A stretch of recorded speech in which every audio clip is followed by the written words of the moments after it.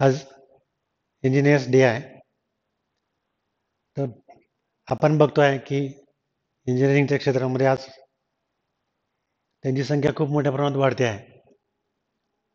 महाराष्ट्रासारख्या ठिकाणी जर आपण पाहायला गेलं तर जवळपास 300-350 जवळपास कॉलेज आहेत. प्रत्येकाचा इनटेक वगैरे जर पकडला तर लाख सव्वा लाख जवळपास 41 पर्यंत जागा आहेत. दरवर्षी एकट्या महाराष्ट्रातूनच जर आपण विचार केला तर 1 लाख इंजिनियर तयार होतात.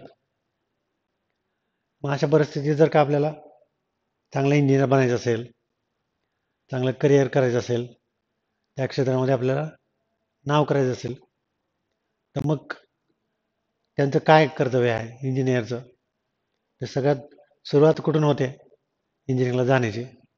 तर जेव्हा तुम्ही 10वी नंतर 11वी-12वीला ॲडमिशन घेता आणि मग 11वी-12वीला ॲडमिशन घेतल्यानंतर जर PCM ग्रुप आहे त्याची जर तयारी प्रॉपर केली, JEE असेल किंवा CET असेल, त्याच्यामध्ये जर चांगलं पर्सेंटेज मिळवत आलं 95 किंवा त्याच्यावरती, तर मग निश्चितच चांगल्या कॉलेजला ॲडमिशन मिळतं, चांगली ब्रँच पण मिळते.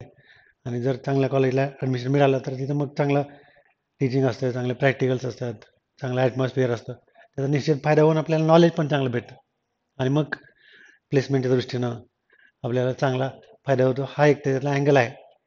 दुसरी गोष्ट, समजा काही कारणानं चांगलं कॉलेज नाही मिळालं, साधारणतः एखादं मिडियम लेवलचं कॉलेज मिळालं तर काहीच हरकत नाही. आपण आपल्याला मेहनत करून, चांगले कष्ट करून जर का आपण 4 वर्ष चांगला आपला जर टेम्पो मेंटेन केला, आपला रेपो जर व्यवस्थित ठेवला, तर आणि मग अगदी सुरुवातीच्या पहिल्या 1-2 वर्षापासूनच जर गेट एक्झामची वगैरे तयारी करून ऑल इंडिया लेवलला जर का चांगली रँक मिळवली तर खूप चांगल्या युनिव्हर्सिटीमधून, IIT सारख्या सुद्धा इन्स्टिट्यूटमधून MTech करण्याची संधी मिळते.